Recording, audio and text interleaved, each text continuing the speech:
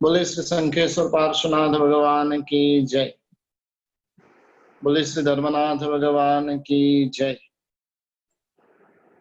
बोले श्री विमलनाथ भगवान की जय। बोले श्री महावीर स्वामी भगवान की जय। बोले श्री अनंत बुद्धि निधान श्री गौतम स्वामी महाराज की जय। जीवन के अंदर प्रसन्न किस प्रकार से रहे,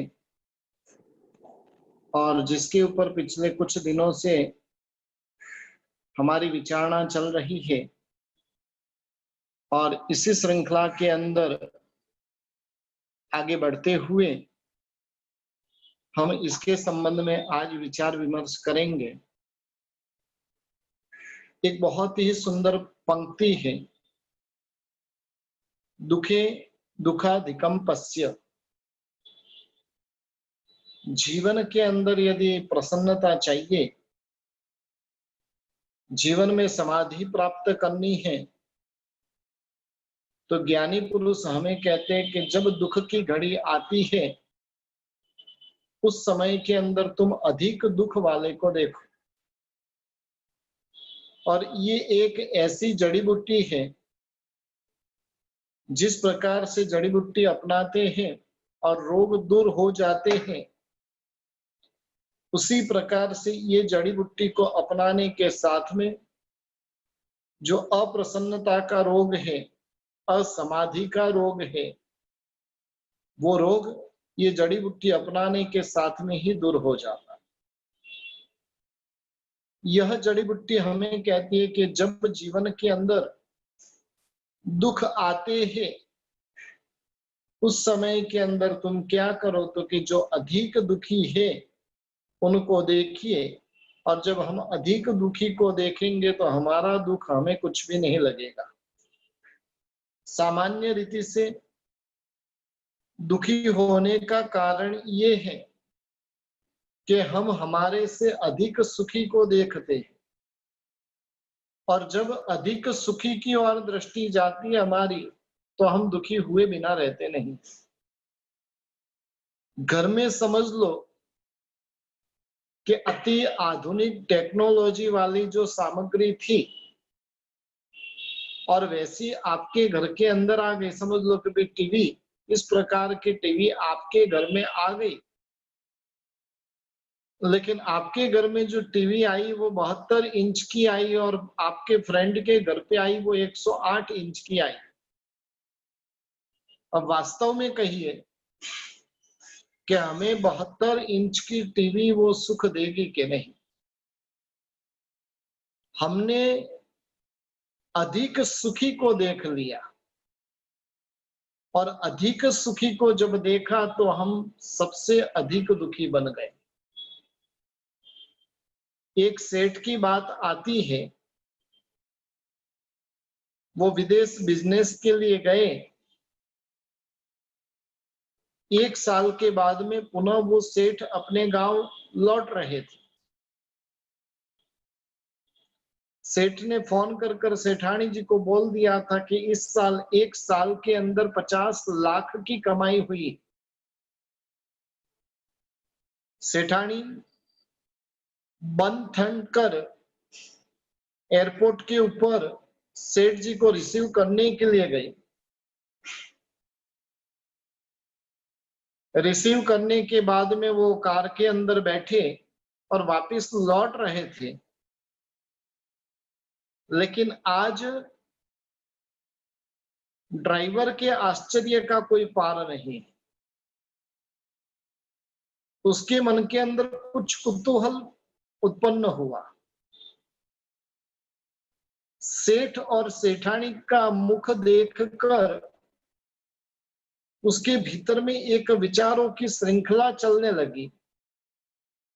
एक साइड में सेठानी को देखते हैं तो वो सेठानी इतने खुश है आज,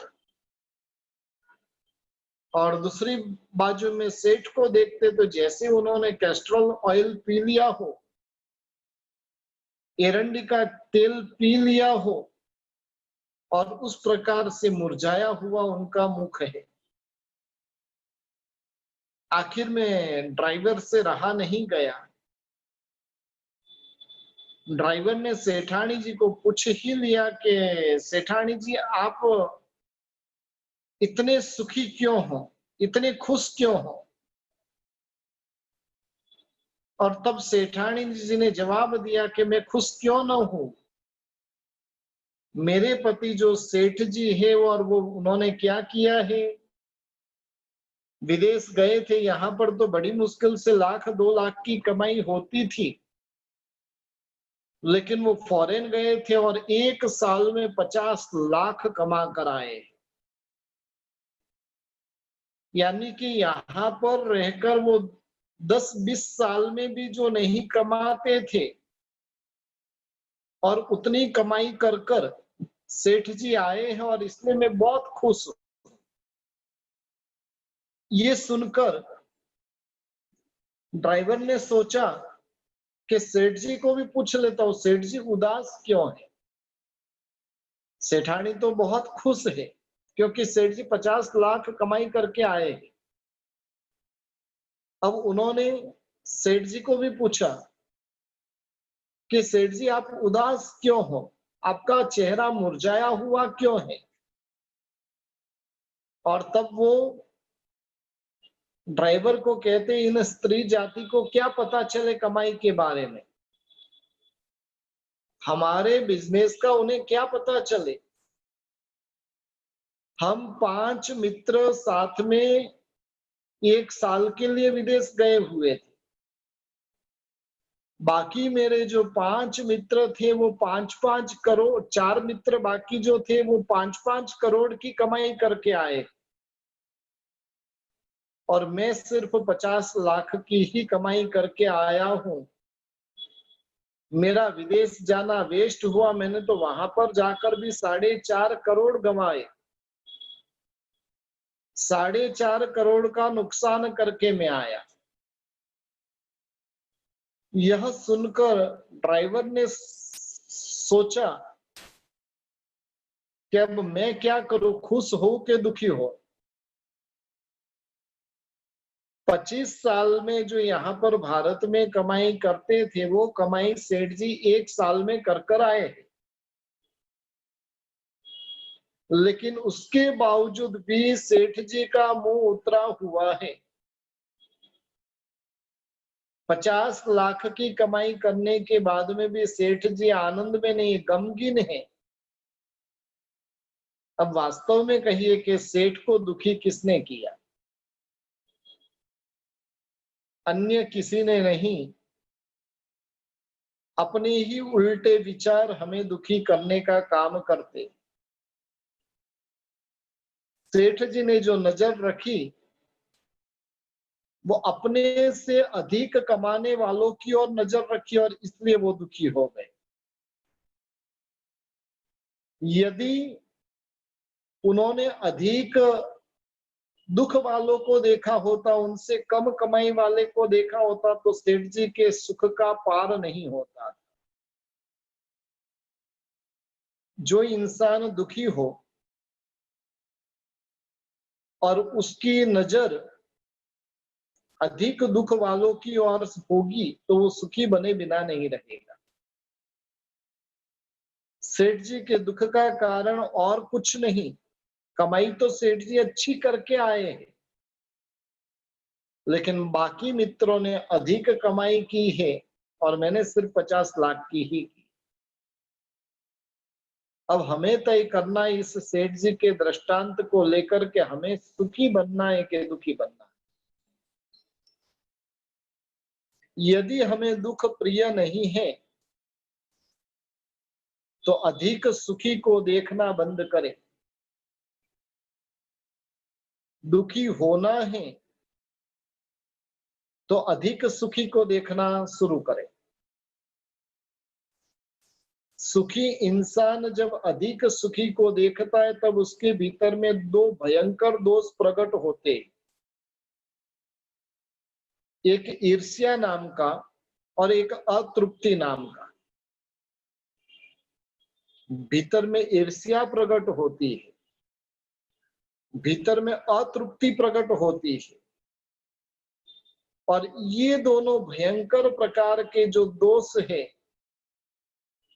वो उसके जीवन के अंदर दुख का प्रवेश कराए बिना रहता नहीं। सब कुछ साधन सामग्री है और फिर भी आनंद की जगह पर दुख की अभिव्यक्ति करनी है तो अधिक सुखी को देखते रहो।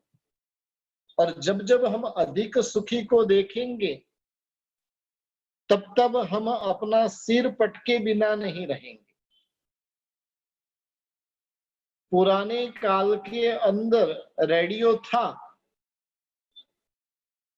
अब जिनके घर पे टीवी रही हुई होती, रेडियो वाला दुखी, उसके घर पे टीवी है, मेरे घर पे रेडियो है। टीवी आने के बाद में फिर कलर टीवी, मेरे घर पे तो ब्लैक एंड व्हाइट है, उसके घर पे तो कलर है। कलर टीवी भी आ गई तो क्योंकि उसके घर पे तो, मेरे घर पे तो डब्बे वाली, उसके घर पे तो एलईडी।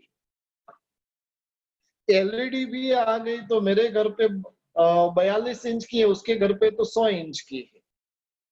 यानी जब ऊपर ऊपर ऊपर ऊपर देखते जाएंगे तो समझना कि हमारे दुख का कोई अंत नहीं है। सभी प्रकार के साधन सामग्रियों के स्वरूप में हमें तय करना है कि हमारी दृष्टि सदा के लिए नीचे ही रहे, ऊपर दृष्टि जाए ही नहीं।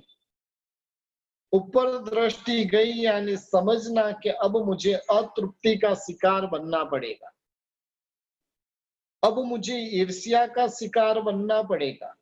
यदि उसका शिकार नहीं बनना है तो क्या करें? नीचे देखे, ऊपर वालों को देखे नहीं। हमें जो वस्त्र प्राप्त हुए उसमें संतोष मानना,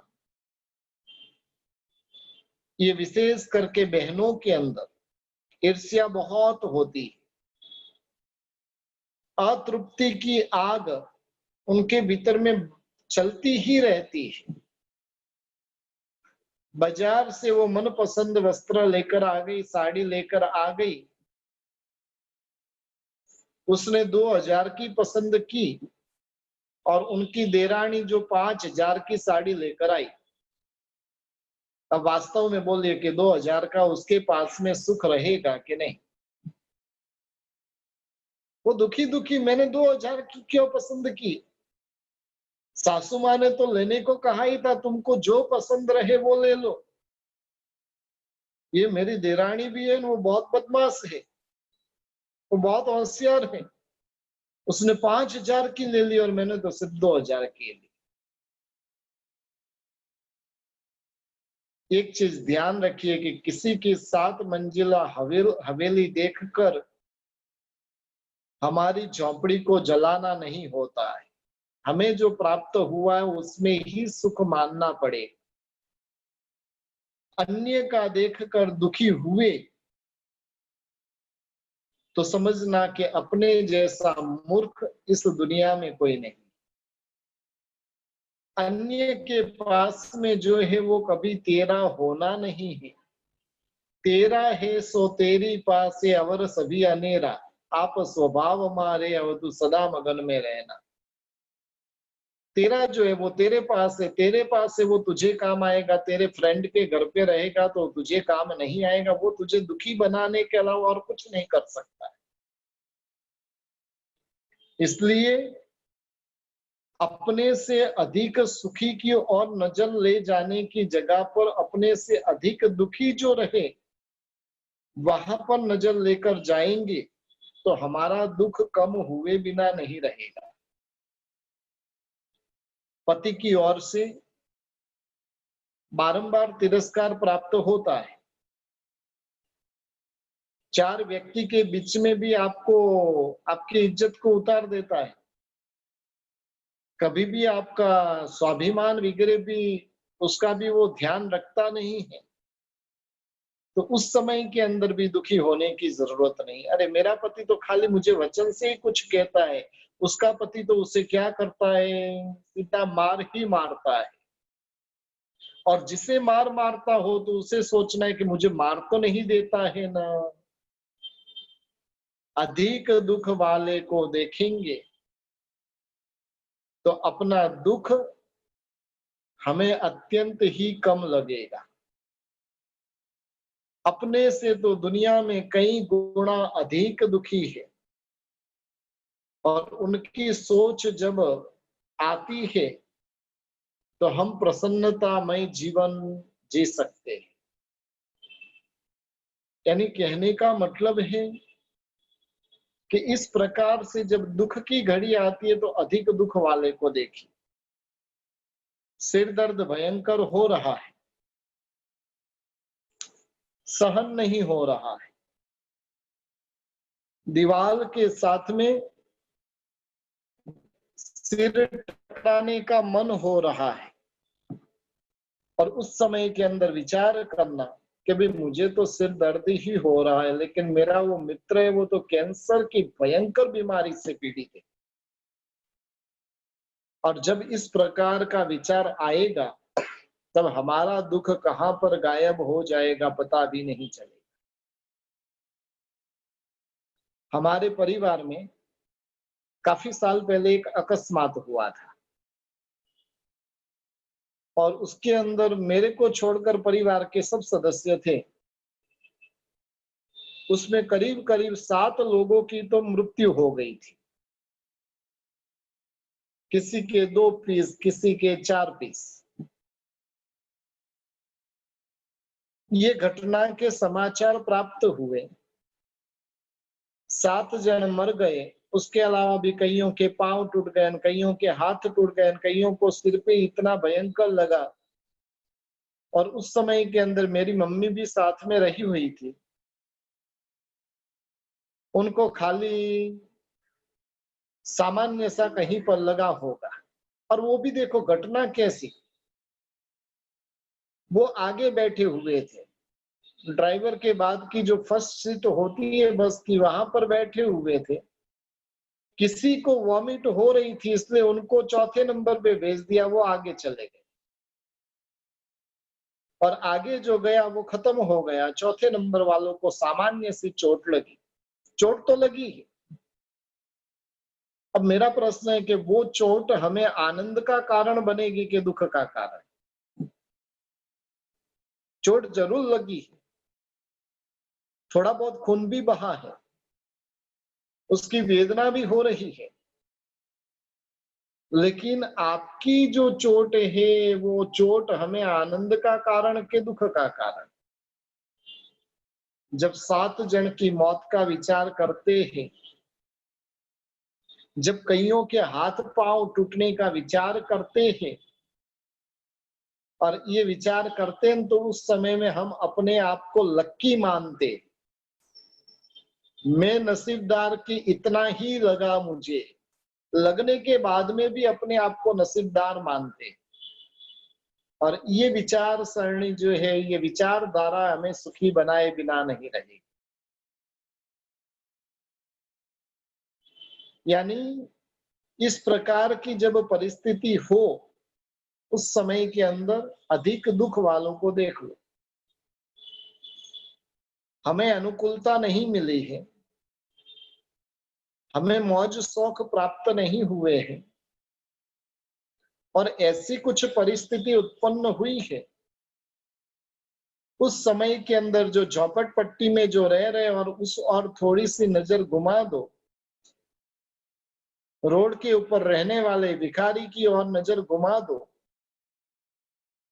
हम सुखी मानेंगे अपने आप को कि दुखी मानेंगे?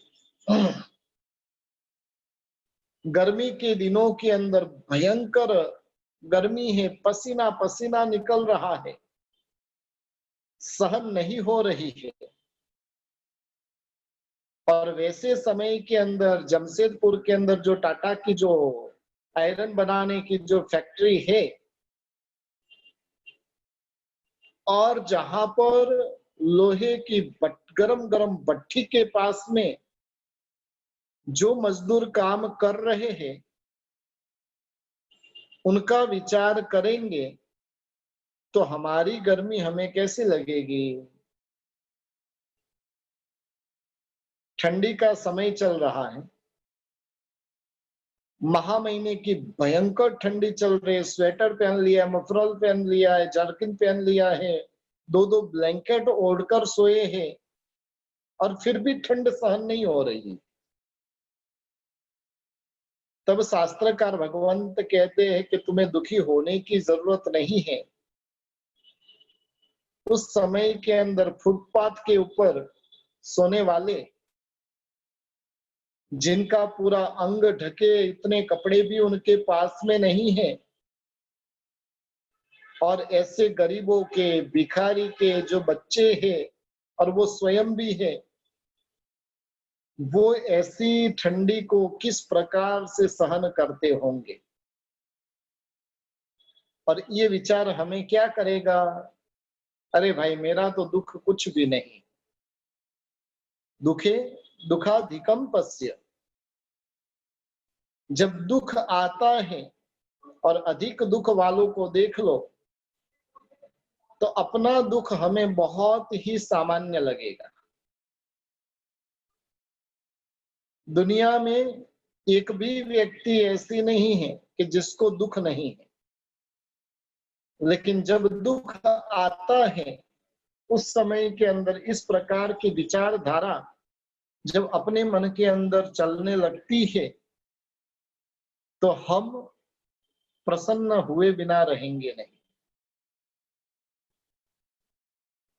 जब यहाँ के मानव भव के दुख सहन करने की बारी आई है और उसके सामने नरक के दुखों की वेदना को याद करो,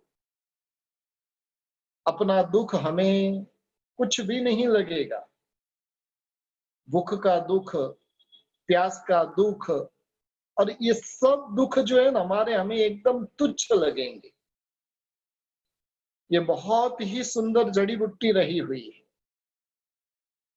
उसको जीवन के अंदर चिंतन की धारा में लाने की जरूरत है। अपने यहाँ पर कई महापुरुष ऐसे हुए और उनको जीवन के अंदर इतने भयंकर मात्रा में दुखों को सहन करना पड़ा, और ऐसे अधिक दुख वालों को देखेंगे तो हमारा दुख कैसा लगेगा। जब घर में अपमान मिल रहा है और उस समय के अंदर आप अंजना सती को याद करो, उस समय के अंदर आप सीता सती को याद करो, अपना दुख एकदम हल्का हो जाएगा। दुखे दुखाधिकम पश्य, जब भी दुख की घड़ी आती है अधिक दुखी को देख लो, अपना दुख एकदम हल्का हो जाएगा। यदि सुखी को देखने की चेष्टा करेंगे तो हमसे दुखी दुनिया में कोई नहीं दिखेगा, और दुखी को देखने की चेष्टा करेंगे तो हमसे ज्यादा सुखी दुनिया में कोई नहीं दिखेगा। उसके बाद में ज्ञानी भगवंत एक संस्कृत के श्लोक के माध्यम से बता रहे हैं, दुखस्य भैषजम एतद यद दुखम न अनुचिंतयेत, यानी दुख की दवा ये है कि दुख का विचार ही नहीं करना।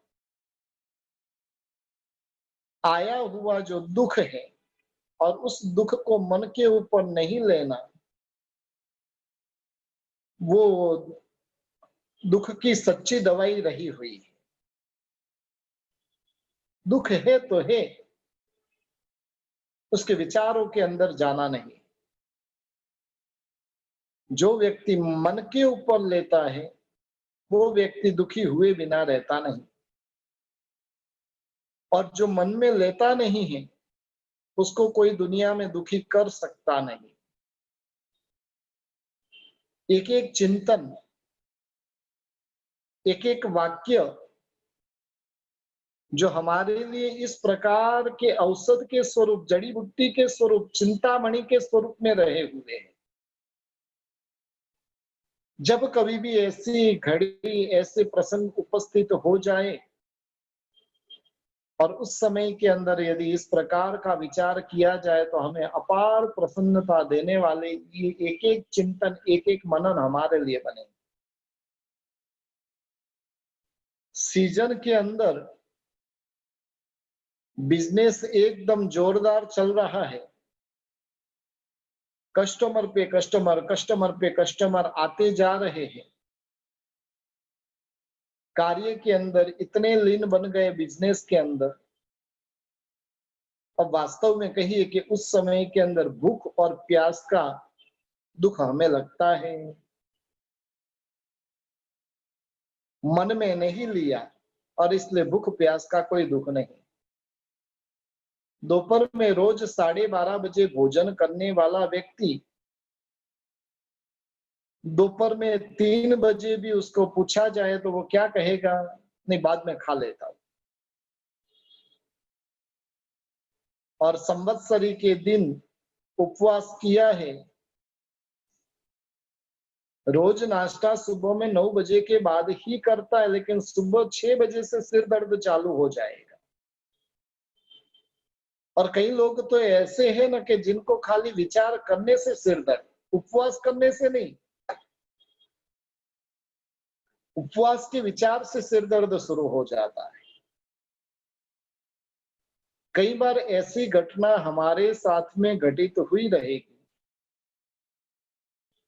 किसी के साथ में कुछ घटना घटित हो गई, आपका एकदम प्रिय था और उसके लिए आप हॉस्पिटल के कहीं पर भी गए हुए थे। रोज सुबह में जल्दी आप नाश्ता करते थे, लेकिन आज सुबह से वहां पर गए हुए वास्तव में कहिए कि 12 बजे भी आपको भूख लगेगी कि नहीं? मन आपका कहां पर है? मन आपके मित्र के विचार में है, मन परिजन के विचार में है। दुख तो रहा हुआ है, लेकिन दुख को आप मन के ऊपर नहीं लेते हो तब तक वो दुख हमें परेशान नहीं कर सकता। बिजनेस करते समय भूख का दुख नहीं है, ऐसा नहीं है। भूख का दुख तो रहा हुआ ही है, लेकिन उस दुख को उसने मन के ऊपर नहीं लिया और मन के ऊपर नहीं लेने के कारण वो दुखी नहीं। उपवास अनिच्छा से किया है, इसलिए सुबह में 6 बजे से सिर दर्द है। और बिजनेस रुचि पूर्वक करता है, इसलिए 2 घंटा लेट होने पर भी वो दुखी नहीं। बस हमें जीवन के अंदर इस प्रकार का चिंतन मनन बारंबार करते रहना है। जो भी दुख रहे उसको मन पे लेना ही नहीं। जब दुख की घड़ी आती है तब गत्सुकुमार मुनिवर को याद कर लो। सिर के ऊपर पगड़ी बांधी है,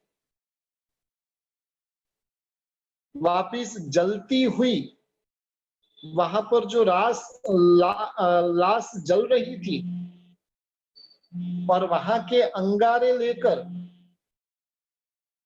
ससुर जी ने वो सिर के ऊपर रख दिए। वापिस वो अंगारे किसके? खैर के।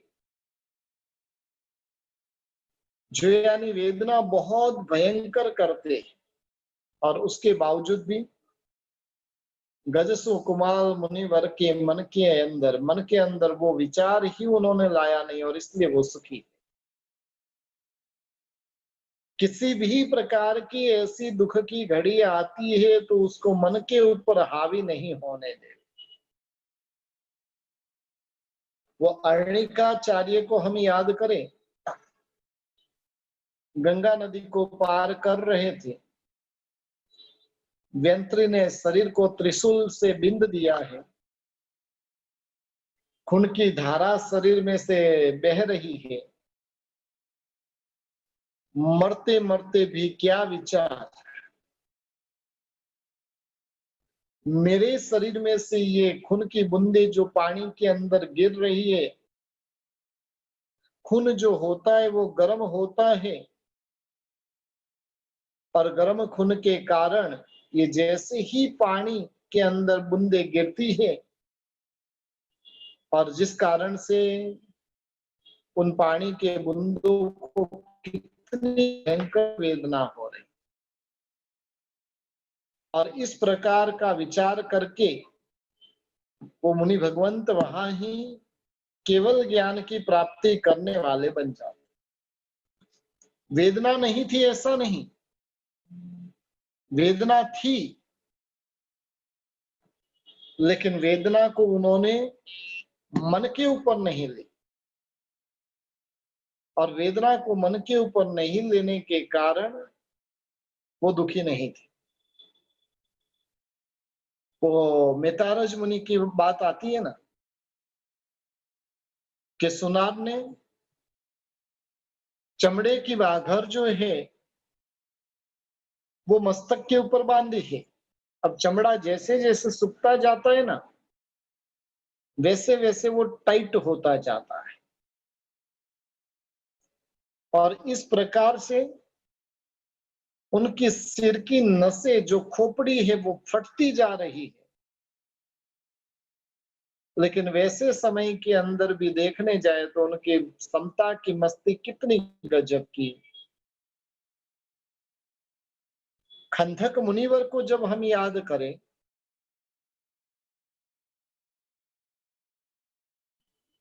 मारने वाले आकर वहां पर खड़े हो गए,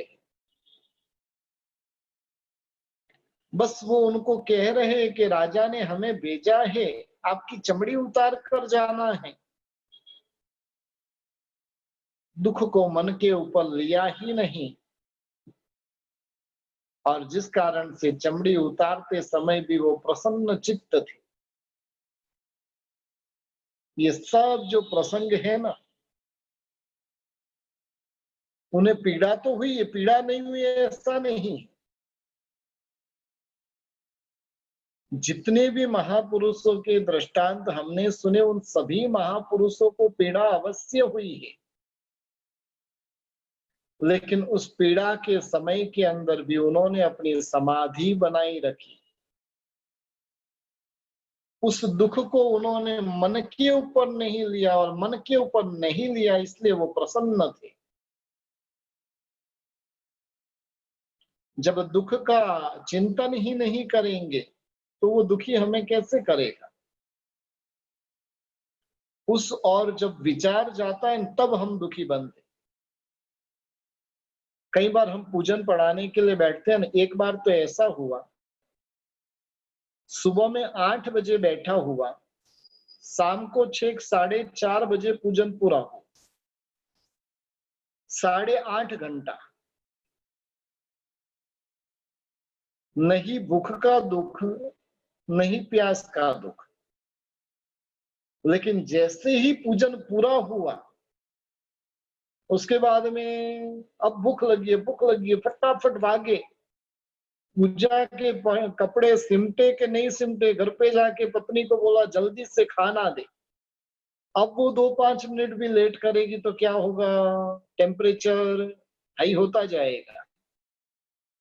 अरे भाई 8.5 घंटा तू बैठा तब तेरा टेम्परेचर क्यों हाई नहीं हुआ। कहने का मतलब है कि उस समय के अंदर मन प्रभु के अंदर था, मन पूजा में लगा हुआ था, और जैसे ही वहां से मन बाहर निकला, निकलने के बाद में कई बार देखो हम भी ऐसे ही करते हैं। कहीं पर गए हुए, घूमने के लिए बाजार गए हुए, 2 घंटा लेट हुआ, 3 घंटा लेट हुआ, तब हमें वो पीड़ा नहीं होती है, लेकिन घर पे आ गए अब 1 सेकंड लेट होती है तो हम दुखी दुखी हो जाते, क्योंकि मन में अब ले लिया, वो सेठ ने मन के अंदर ले लिया था, 50 लाख कमाया, लेकिन मेरे मित्र ने 5 करोड़ कमाया है। 50 लाख मिलने पर भी वो सुखी नहीं हो पाया। सुंदर मजे का मकान है,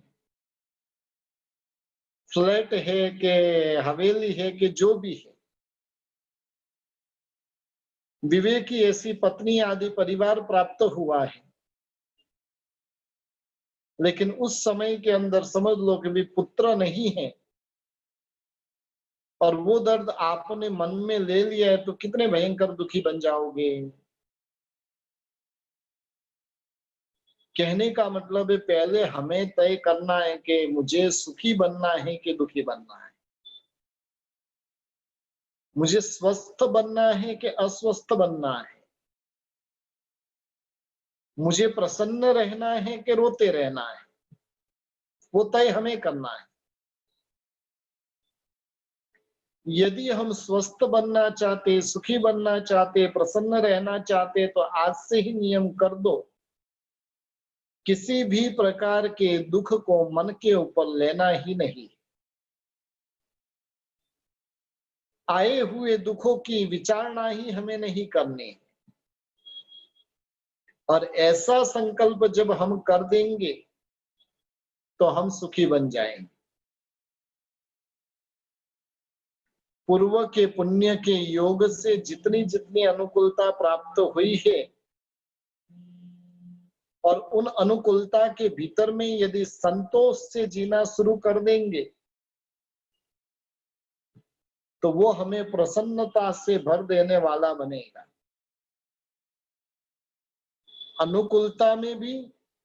अनुकूलताएं भी धर्म कार्य में सहायक बने, इस प्रकार से उसका उपयोग करना।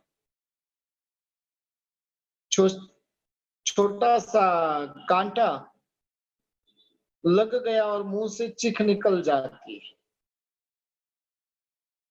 जीभ दांतों के बीच में आ गई और पीड़ित हो जाते, अंगुली दरवाजे के बीच में आ गई और दुखी दुखी हो जाते, कांच लगा, खून निकलना शुरू हुआ, आंख में से पानी निकलना भी शुरू हो जाता है। लेकिन जिस समय के अंदर ऑपरेशन करवाते हैं, जिस समय के अंदर बाईपास करवा रहे हैं,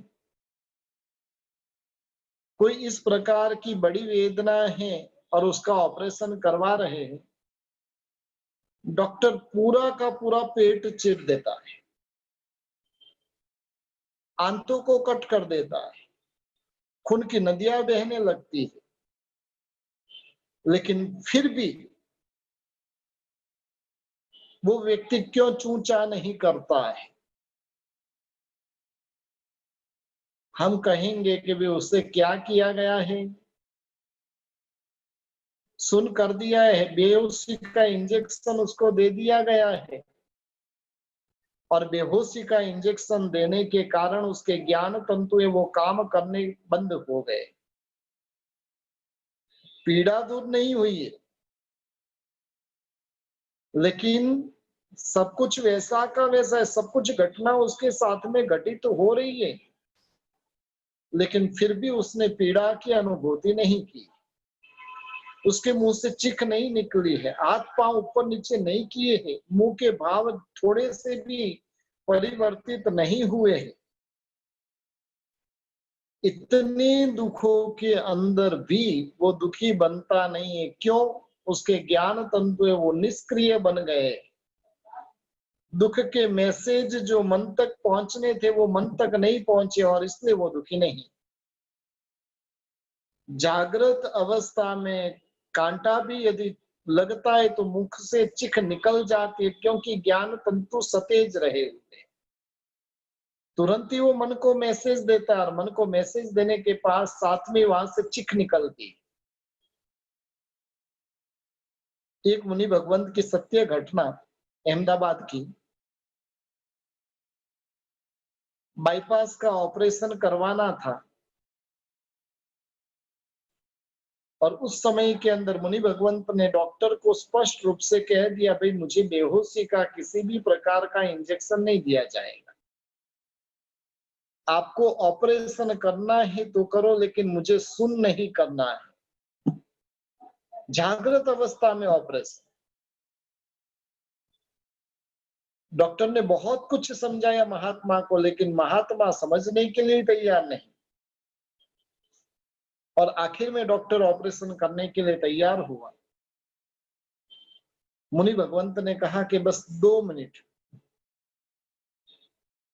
इरियावयम किया, नथ सूत्र बोला, अप्पाणम वोसिरामी कर दिया। मैं जब अप्पाणम वोसिरामी कर दूं तब तुम तुम्हारा ऑपरेशन कर देना। और डॉक्टर ने ऑपरेशन कर दिया, मुंह से चूचा कुछ भी आवाज नहीं निकली।